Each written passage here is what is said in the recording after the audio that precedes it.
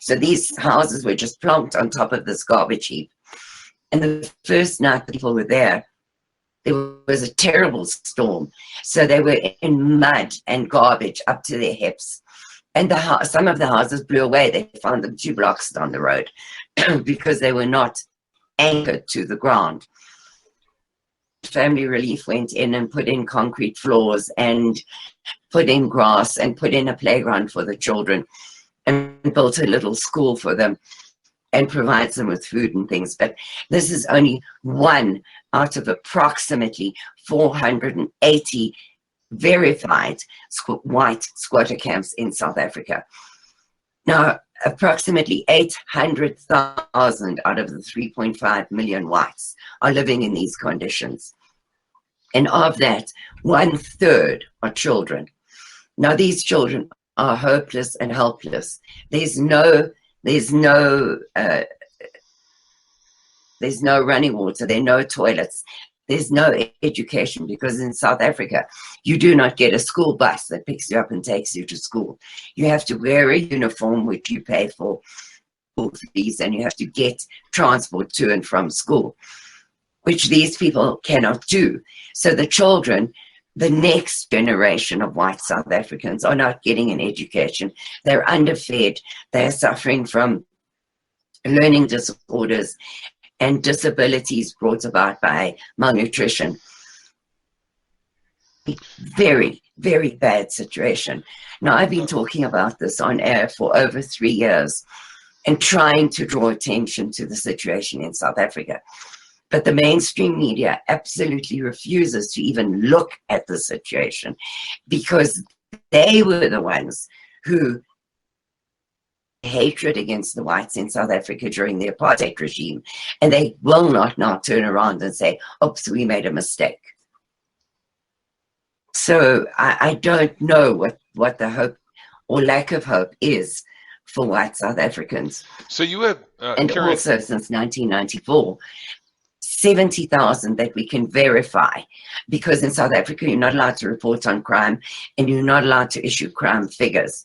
So the government every 18 months or so issues their version of the crime figures in South Africa, and it's always much more hopeful than the real situation is. But they're hiding torture and murder deaths.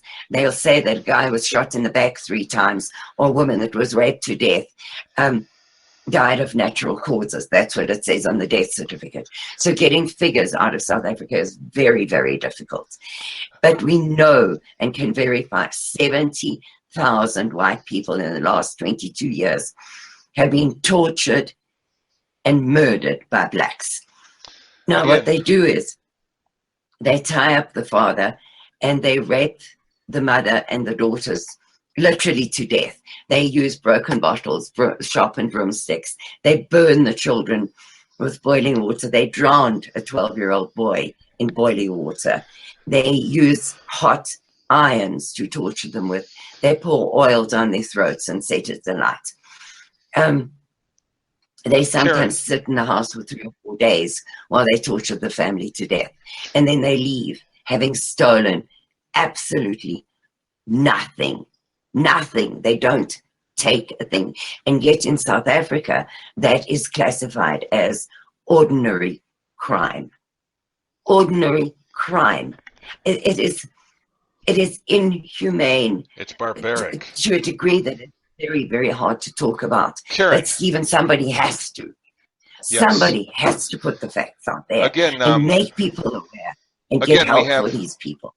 Again, we have Karen with us, a native-born South African. This is Stephen Hawk from the Christian Mythbuster Karen, when did you come to the United States? How long were you? How long did you reside in South Africa? You're a native of South Africa, correct? Yes. Yes, only second generation. Karen? My entire there we go. family. Do we have you back, Karen? There we go. Yeah, and I've got both of you. Thank you. Let me, Karen. Yeah. Okay, this is Stephen Hawk of the Christian Mythbuster Series.com. I have with us Karen and Leigh a native-born South African, and we're having we're having some technical difficulties here, but we're going to try to get by. Karen, I'll try to just eliminate that part and insert the story that you gave up to this point. So why don't you introduce Leigh, and Leigh, talk about yourself a little bit and what's going on in your world. Well, this is Leigh Oxley-Dupree, who is the director of South African Family Relief Project. We met online. We've never met in person. We met online some 3 years ago because I very much admired what she was trying to achieve. And sort of by proxy, I've become the fundraiser for them in the United States because they don't have a very big on-air voice here. And South Africans donate clothing and furniture and sometimes food, but because their situation is so desperate in South Africa, they don't have money to donate. Now, you can hardly barter some carrots for a doctor's appointment. So their foundation really, really needs cash input. So how do you donate to that? They have a web page, which is, I'll put the link up for you, or you can my website, which is radiofreesouthafrica.com. It goes straight to them, so you can donate either on their web page, which is SAFRPSA.org. That's South African Family Relief Project SA.org. They have a donate button there, and they are in desperate need of funds. They do sterling work. They have helped so many tens of thousands of the dispossessed whites in South Africa. And I have supported in the past until I've fallen on my face. I've supported other teams of people in South Africa, but South African Family Relief, they are an excellent organization. They're all volunteers. They take no money for themselves. Every cent that you donate goes to the people that need it. Well, that's good to know. Karen, before I lost you, I was trying to ask you, how long, you're native-born South African, how long did you live there, and how long have you been an American citizen? I lived there until I was 57, so half a century, and I became an official African American in September of last year. I got my citizenship after a very long, hard, difficult path. So you've seen it all. Yep. I was born in Rhodesia, which is now Zimbabwe. And you know the way Zimbabwe went under Mad Bob Mugabe. So we lived through that, then went to Namibia, lived through horror in Namibia, went to South Africa. It got even worse there. I mean, my father and my brother were shot on their farm by black invaders. My sister was raped. My daughter was mugged. My brother, who was in the police force, was dragged through the window of his police vehicle, beaten up and left in the street for dead. So I've experienced this firsthand. So this is essentially this is race-based tension. It's black on white. I mean, people don't understand it. What is behind this and you also mentioned the mainstream media will not help. How do you think they're linked to this in any way?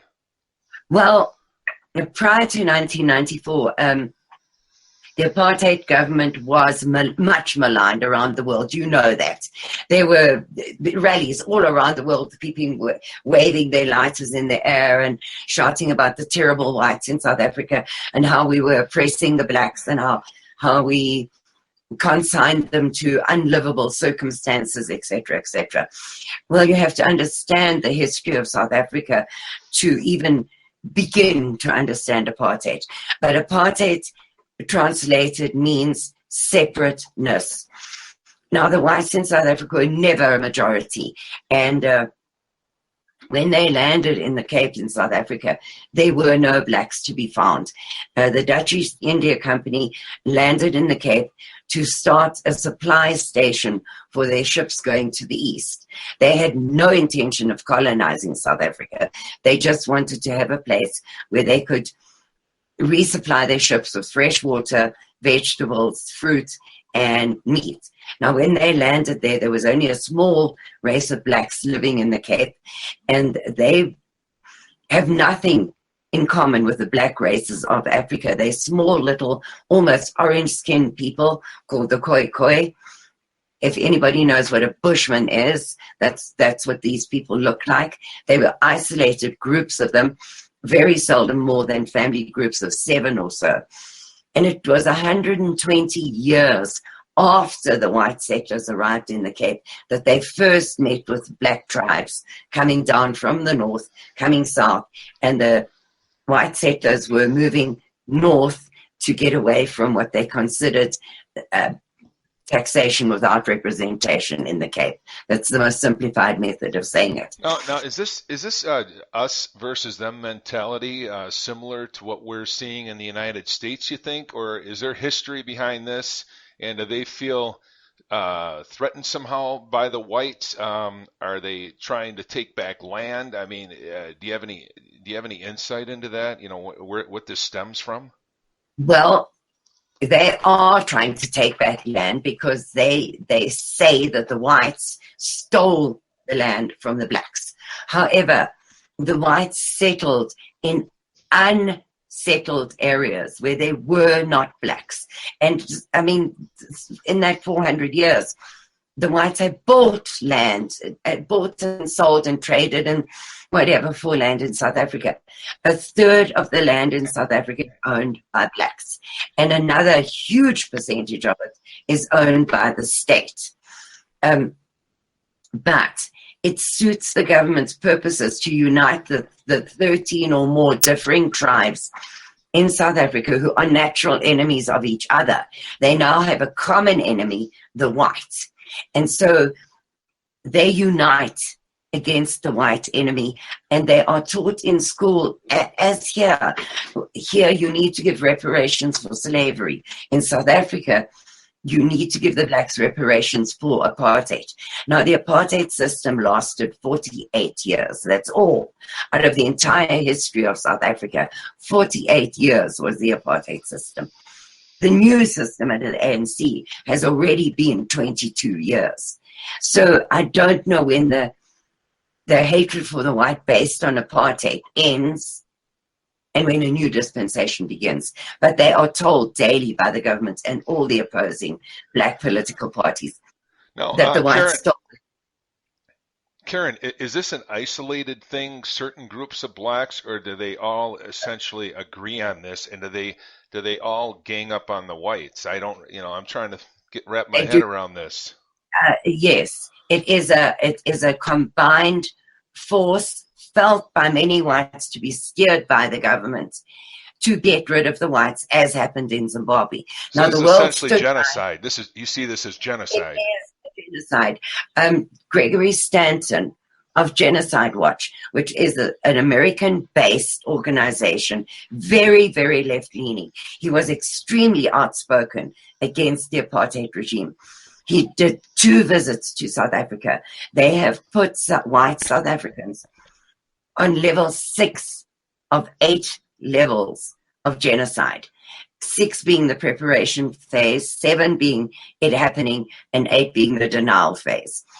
They have put white South Africans on level 6, on the danger level of genocide happening to them. So it is not just a me thing or a white South African thing. It is an international standard being met in South Africa for genocide. And why did you say that the mainstream media won't touch this, or they don't? If they do, it's very secluded and not really noticed?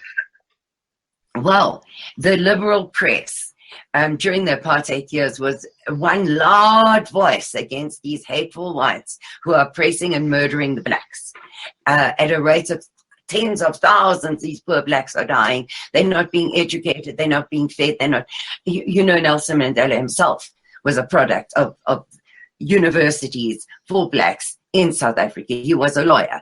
And so was Gandhi, just by the way. He became a lawyer in South Africa. So their education system was not what your press has made it out to be. The things we are accused of doing to the blacks, some of which are true. They were not first-class citizens. They did not have the vote. I agree with all of that, and I'm not apologizing or praising the apartheid system. I'm just trying to explain that the press made it out to be 500 times worse than it really was. And then the European countries put sanctions against South Africa, which brought us to our knees and led to us handing the country over to the African National Congress, which is a communist, totally communist government that we live under now. Well, it's interesting that you say that because if I understand correctly, the majority of South Africa are Christian, are they not? And you're saying that this party is actually communist. Are the blacks that are actually attacking the whites, are they communists? Are they Islam? Are they? I mean, I've heard different stories. Some say that these are Christians as well. I don't understand how that could be. It would make more sense to me coming from North Africa that it would be, Islamic based. But no, they're not Islamic. They call themselves Christians, but Stephen, they have a tribal way of living. So there's the chief and there's the witch doctor called the Zangoma. Now, they are very, very firm believers in what the witch doctor tells them. And the witch doctor will provide you with muti, which is a medicine made from who knows what, including human body parts. The stronger the muti, the more bits of human people it has in it. They will give you a muti for anything that ails you, so they can curse your enemies, make people love you, whatever. Now, I cannot see how Christianity and this worship of the witch doctor can go hand in hand. Well, it can't. No. So No. they're professing Christians, but Yes, they don't absolutely. they don't live it. And this whatever you call it, voodoo, this tribalism is they all subscribe to it, would you say, or the majority? I hate to generalize, Stephen, but the majority, because they still, the chief rules everything. The Zulus, for instance, which are the biggest group of blacks in South Africa, they have a king, they have their own area where they live. What the king says goes. There's no question about that. So it's a very tribal, nationalistic, really. If you think of tribalism, it's kind of nationalism, isn't it? Only for the black. The South African whites are primarily Christian, is it? Yes. Oh, yes. Staunchly. They had a meeting this weekend to pray for South Africa. 1 million people turned up at this prayer meeting with Angus Buchan. It's unbelievable how strongly these people, their faith is. They believe that God will save them from this. There's a prophet, or there was a prophet called Sina van Rensburg. He's a South African prophet, and he prophesied before he died many of the things that are happening and he prophesied that the whites will run South Africa again. Now, hopeless as it seems, the South African whites firmly and staunchly believe that God will come to their rescue. And what percentage did you say the whites were that were receiving this persecution? Less than 8%. Less than 8%? Yeah. And Leigh, jump in any time and give your perspective of this. I mean, you're living it now, if I understand, correct? That's correct. Many people talk about the politics and the racial laws and all of that, but like you say, we're living it at the moment. There's not a single day that goes by that we do not wake up to some horrific farm attack, home invasion, where torture has taken place in such a horrifying manner. You cannot wrap your head around it. And then I work in squatter camps where these destitute folk have been forced into, basically because of the racist laws that prohibits them from employment. So you get mothers and fathers who are educated people, but because of the laws that have been put in place, they have lost absolutely everything and land up in these horrific conditions with no hope of ever getting out. Ladies, why should Americans put this issue as a utmost highest priority? You know, I say that in a sense like when they're looking at the Syrian refugees or this or that. You know, why should this be at the top of the list? Because, Stephen, this was the blueprint for the rest of the world. They brought this system in 22 years ago in South Africa to see whether they could annihilate the white Christian race without the rest of the world paying attention. They have achieved it. And recently, as you know, these black hordes have surged into Europe, coming into the United States, gone to the UK, with little or no resistance from the governments there. And they are suffering exactly what the South Africans have suffered for 22 years. They are having the rape, the bombings, the murders, the looting, the crime levels. All of it is happening in the rest of the world now. And South Africa was the blueprint for this. And that is why people should pay attention to what their eventual fate will be if they allow this to continue. Well, interesting. So you're saying this is all part of the agenda. What is happening in the West is all part of the agenda, Yes. This white genocide, and it makes sense. And the hubris is just beyond me to see how these people, you know, who have white privilege themselves, as they call it, can be so against the white race, which, you know, has brought a lot to the world. You know, I'm going to, you know, I try not to base things on race at all, but I mean, if you want to look at it from that perspective, they have definitely done a lot for the world. But how has this been brought to the UN or anything? I mean, what is the kind of reaction you get, or is it just always ignored? You know, go ahead. A team has gone to the United Nations, a Front National, a white political party, very tiny little party with no voice in Parliament, has been to the UN. Didn't AfriForum or one of those go to the UN as well, Leigh? The Transvaal Agricultural Union also went. Yes, they also went. AfriForum, yes, AfriForum went with them. And they'd only been speaking 5 minutes, and the ANC brought them to silence, did they not?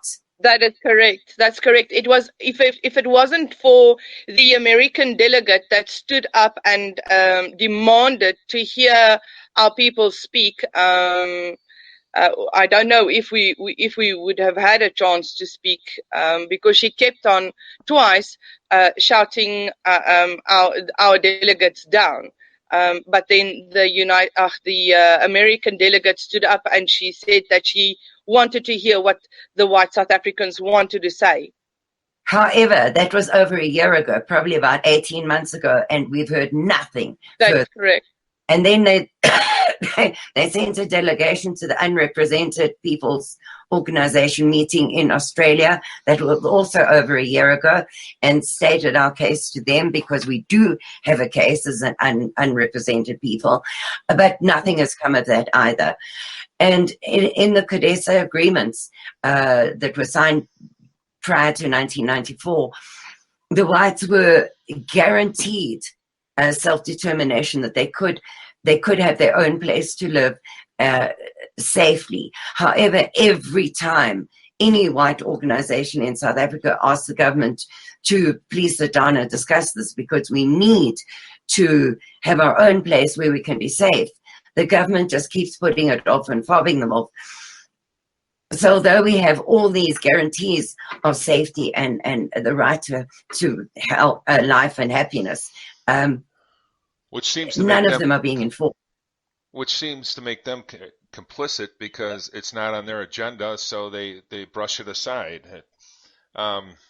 It's just it goes into the territory of conspiracies, and I think people automatically want to shun it. They want to believe what they see on television every day, and more and more people are waking up. So that's why we need these little side broadcasts. We're small, we're outfinanced, but we're not outnumbered. So let's talk about the naysayers. Like if someone like myself, this was all new to me. If someone like myself goes on the internet and types in atrocities to South Africans or genocide in South Africa, you'll get all these naysayers that come up and say that it's not true. And I think I ran across a video of some white guy with a couple black friends saying, making jest of it and getting in his face and saying, "Do you want to kill me just because I'm white?" And ha ha ha, making a joke about it, like it doesn't exist. So you have the very people there working against what you're doing, and how do you respond to that? I mean, is that a common thing too? Kind of lost you there, but I've got the gist of your question.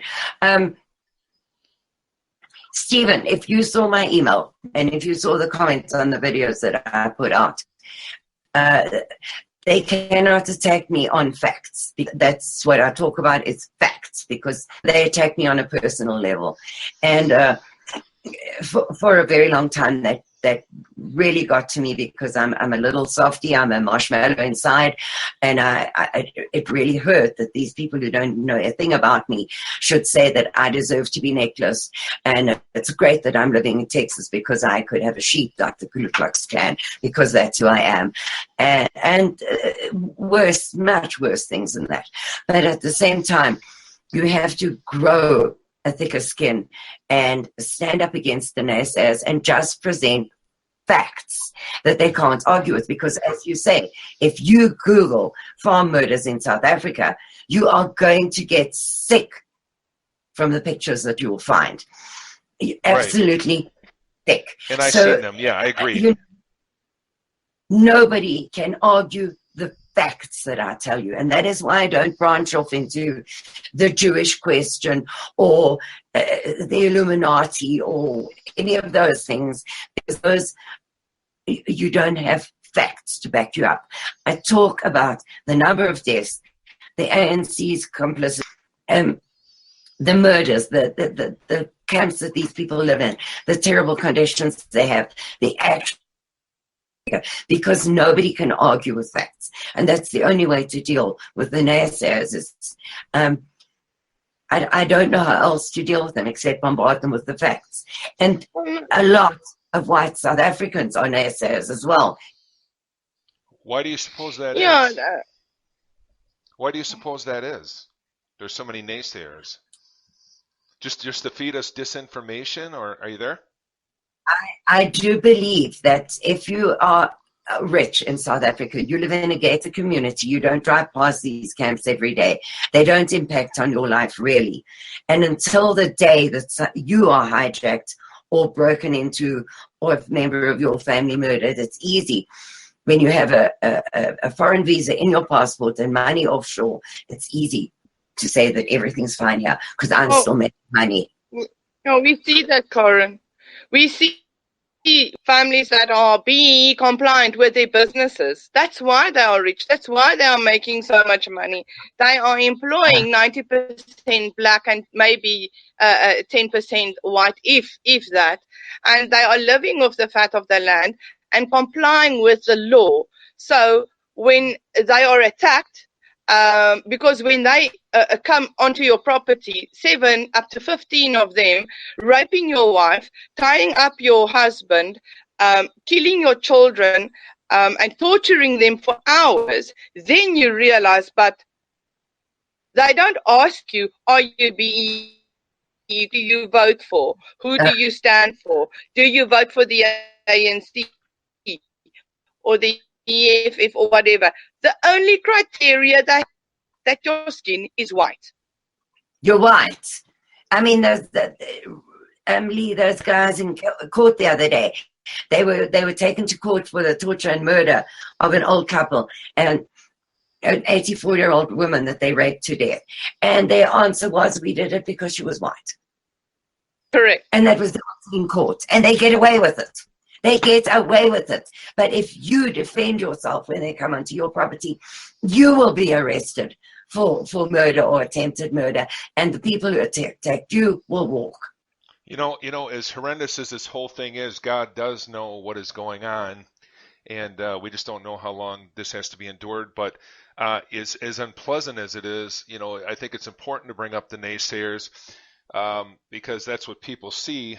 And people actually, I think, might like to hear that because they don't want to believe it. Yes. So I mean, what do you think? It's a very small percentage of the naysayers.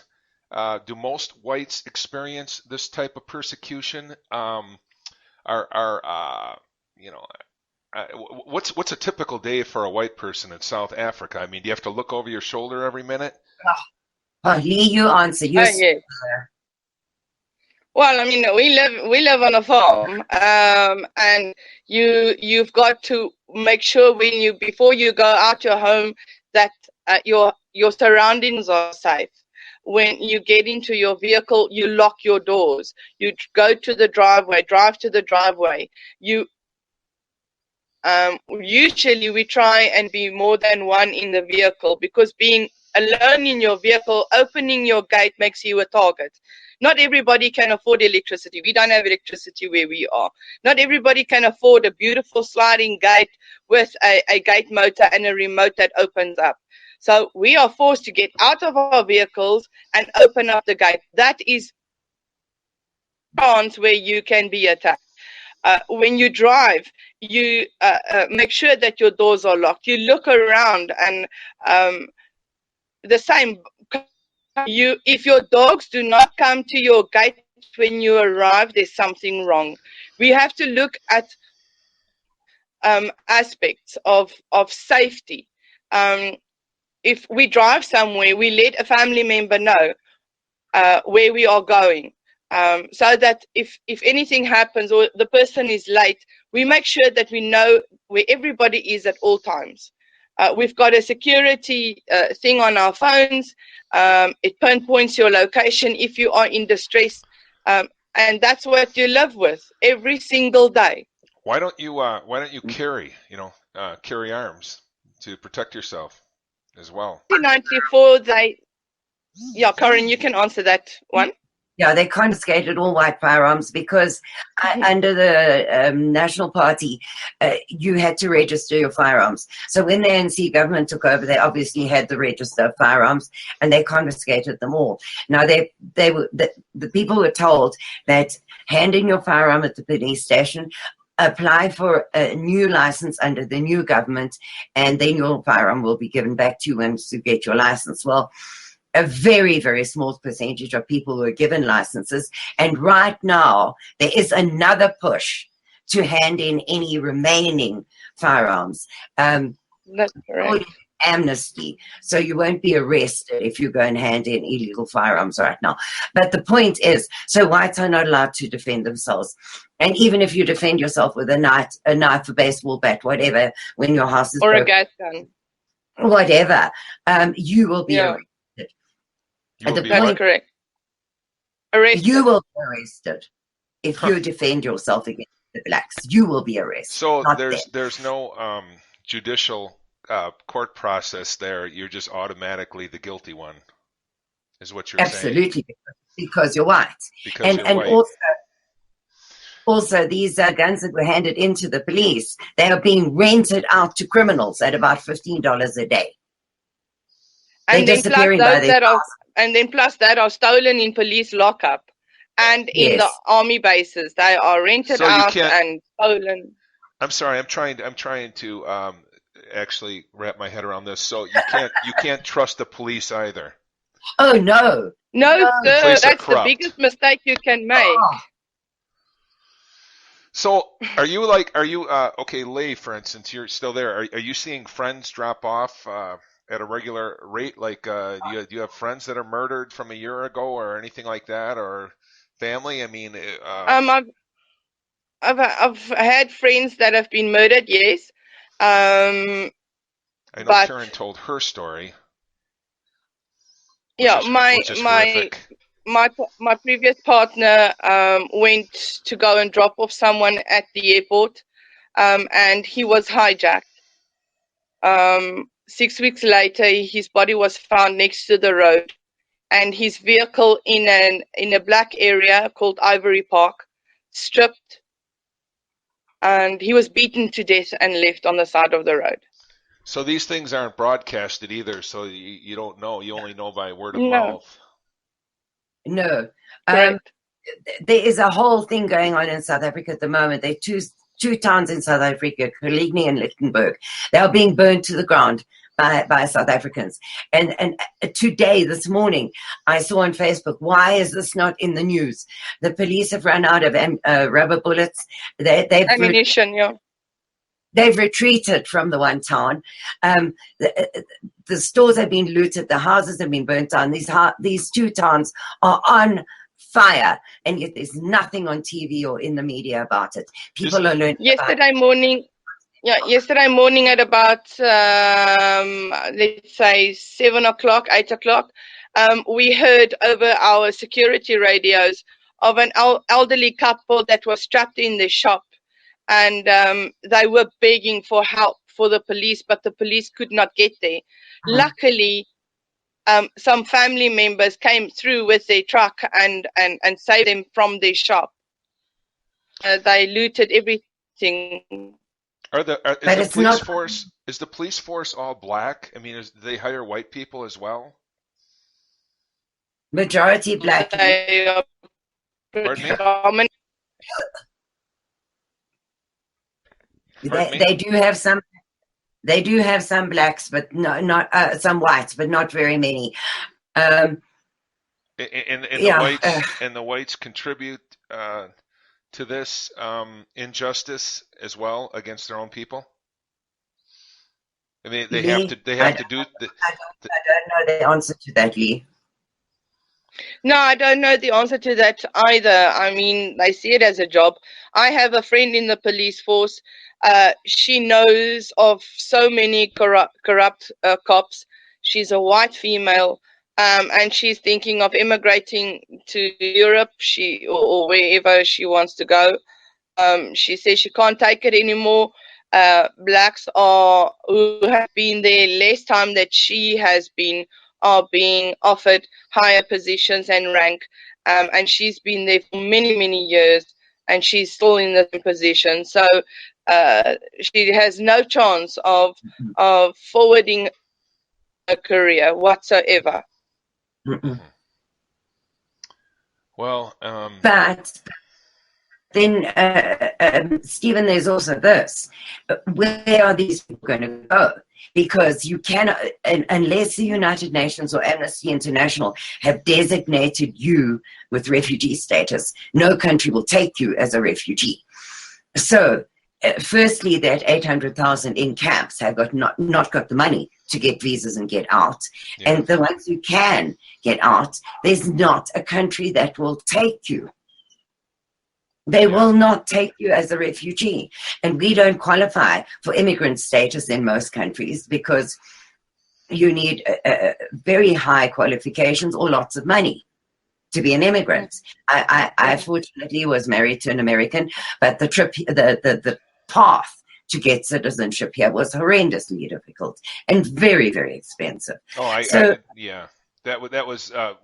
the inevitable question. Why don't they get out? But I know how difficult it can be, not only to go through the refugee process, but also to have the funds. And then there's always the people that have the hope that things are going to get better and they want to stay in their own country. I understand that. So that's not an issue with me. I just want to get the word out. we need some historical revisionism. We really do. There's a lot of lies out there. One that I Asylum. know about is that this focus on the blacks being slaves, when essentially every race has almost been a slave. There was plenty of white people that have been slaves as well, and it's just hypocritical to hold one race accountable for something like that. We all need to move on. Not Stephen, I should have.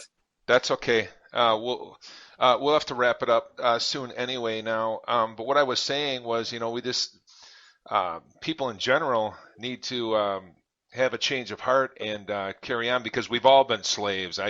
You look at history. If you listen to the mainstream, you'll think there was only a select few that have been targeted, but we've all been slaves in one way or another. So it's not an excuse. What they're doing is no excuse. And it's an atrocity. It needs to be heard. If you ladies have any channels where we could possibly try to contact representatives, I'll do whatever I can, and we'll just try to push this and hopefully, just never be silenced. Yeah, well, I have many times been tempted to just give up, because it's an exhausting, thankless task. But I just feel that if I give up, who's going to be the voice for these people in the United States? There are not people queuing up at the door begging to talk about this. So I just do what I can. With much, as I've said to you, much hatred directed at me and much skepticism directed at me, but somebody has to do it. And Leigh is an absolute unsung hero for the things that she does for the white South Africans. I wish we had more time so she could talk about the farm project that she's working on. Well, go ahead. Go ahead, Leigh. Yeah, tell about the farm. Thank you. I've been working in these camps. I've seen these horrid conditions. They live in tin shacks or whatever they can scrounge around to build a little house with. It's bare soil. There's hardly any water. There's no electricity. And living in a tin shack with your 3 little children, trying to make ends meet, trying to cook, trying to make fire, trying to bath your children in a bucket. There are no proper toilets. So we wanted to start this farm project, a self-sustainable project where we reskill these folks and integrate them back into society, teaching them to earn a living for themselves. So yes, we've just put up 5 houses. They are small little houses, but they are neat and secure. And we want to teach them to have value in life. We want to give them a hand up instead of a handout all the time. It's so difficult. Yes? I'm sorry. You bring this up and you want to give them values and everything, and it just made me think, what kind of an education system are whites able to get in South Africa? Leigh, you're the expert on this. They have downgraded our education system to such a stage. Let's take the universities, for example. You have 4 students. They have all matriculated and they're all wanting to enter university. So if you are a black person, your qualifying mark is only 65% in order to go and study at university. If you are an Indian, it has to be, for example, 75%. If you are a colored, it has to be 80%. And if you are a white person, it has to be 90% in order for you to go to university. That's the criteria, the marking system. And they feel that because they were previously disadvantaged, they don't have to have such high marks in order to go and study to be a doctor or a surgeon. They only have to pass with 65%. What about the regular school system? Like in America, we have kindergarten through 12th grade before you even go on to college. What do you have in South Africa?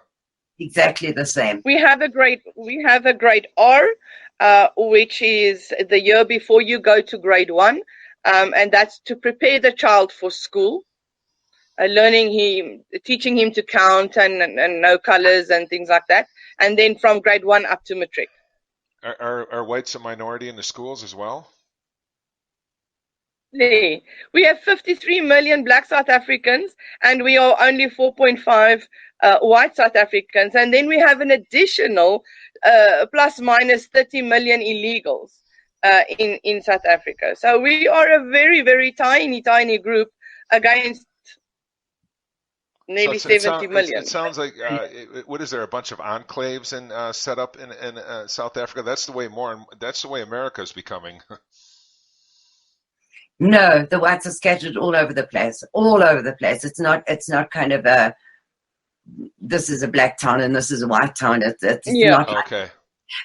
So we're outnumbered even more everywhere because we are so scattered, practically isolated. Yeah. Oh yeah, that makes it perhaps even worse. I don't know, unless they go in and raid a whole village or something like that. I suppose that could happen, but. Okay. No, so there's no way that we can vote the system out, the corrupt government. We are only 4.5 million. They are 53 million. So we need international intervention. Mm-hmm. We cannot save ourselves. We can try and feed and clothe and assist, but getting the government to have a proper free democracy for everyone, that's not going to happen very, very soon.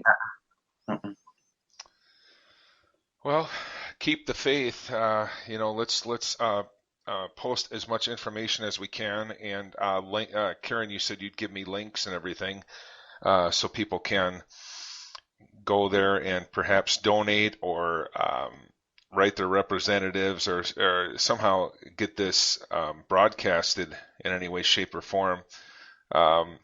We are in the process of having, we're trying to organize to get it hand delivered, but we are in the process of delivering a letter to every single member of Congress about the situation in South Africa. And then I will post it on social media, do videos about it, encouraging people to follow up with their member of Congress the same or similar letter. That should happen within the next couple of weeks, because we have written to individual members of Congress with absolutely no response whatsoever, not even the normal standard we have heard from you and I'm doing such a good job, vote for me. Not even that. They don't even acknowledge that we've written to them. Well, so we try to deliver it. Well, don't get this. I mean, it is very discouraging, but don't give up. You almost wonder if you should sign it in blood and send it. Maybe that would get their attention. Pretty much. Send them my father's deathbed photograph, and maybe that'll get their attention. Yeah. I mean, people need to wake up. And Christians are being persecuted on a worldwide scale right now. Even in Europe. Well, they're wanting to take Christianity out of our schools now as well. Yes. So we are following the same suit as the rest of the other countries. Mm-hmm. Yeah. Okay, ladies. Well, let's wrap this up. And Karen, you have my email. Let's get posted whatever we can and go from there. I put the link in the messages for Leigh's website and for my own, but you can donate to either site and it gets to Leigh. And as I said before, this is the one charity that I can absolutely 100% guarantee that every penny donated goes where it's needed. And also remember that the exchange rate, if you give $30 American, it can feed a family of 4 for a weekly. That is correct. For a family of 4, for an entire week, $30 can put food in these babies' mouths. And if we don't have your support, I don't know what we're going to do. It's winter. It's bitterly cold. We don't have snow like you guys do. But if you look at a 2 or 3-year-old is hungry and you haven't got anything to feed them, besides bread or maize meal. It's devastating for me Is to there? go and say I'm I don't sorry. have enough to give to everybody. I'm sorry. Karen had alluded to this earlier, but is there a welfare system for to help these There people? is. And There is is. is it consistent? I mean, is it reliable? No, it's not, because if you live in a squatter camp, you have to the criteria says that you have to bring your utility bill, proof of residence, ID document, um, everything into when you apply. But these people live in a squatter camp. They have got no water bill or proof of residence. So until they have that, they cannot apply for assistance. Quickly And I define. cannot lie on 700 applications and say they all live with me. You know, I'm going to land into very big trouble if I do that. Yeah, So, quickly define. and then also it takes forever to be granted. Quickly define what a squatter camp is. Well, we have different camps. A squatter camp is government-owned land, and they allow the people to basically squat there. But they can be moved at any time. It is designated land, and they may not build permanent structures. They may not build toilet facilities. Everything is temporary structures. Then you have privately owned land, which are farmers. They are usually very old, and they take in these destitute folk in order to have more people on their property for safety reasons. But they don't have the money to build these people houses and feed them, and so they are also left to their own defenses. They've got to fend for themselves. Some of the owners want a rental, 50 rand a month or a week. So you have these folks standing at intersections begging for food and for their rental money. Do you try to farm? Make your own gardens to eat. Oh yes, but Amanziville, you cannot, because they have, after the group of people lost a 9-year court battle, they were put on an old landfill. So they only covered it with topsoil, and 2 weeks after these folks were moved forcibly, the rain washed all the topsoil away, and all the garbage protrudes out from the soil. So it's dangerous for them to plant. They have barely enough, materials to build their own little houses, let alone planter boxes and compost and topsoil, and it's we are coping to feed and clothe. That is the biggest necessity at this stage. Yeah. So your support for the farmers is probably very essential. Yet the farmers are being killed. Do you think that has anything to do with it? Do you think they're killing the farmers to starve off the whites in some way or something like that? Well, sir, they believe that because they are previously disadvantaged, they are owed the land. If you look at black on black crime and you compare it with the black on white crime, there's a vast difference, and the difference is the torture. Yes, you do get a lot of black on black crime. They stab and they shoot each other, but when it comes to the farm murders, the torture that goes with it is unspeakable. How do you take a drill and drill holes in a woman's entire body? That is pure hate. Yeah, there's hatred and barbaric, and those people should be prosecuted to the highest. But we have to wrap it up now. And thank you for your time, ladies. And let me know if let me know what I can do on my end. I'm limited, but I'll try.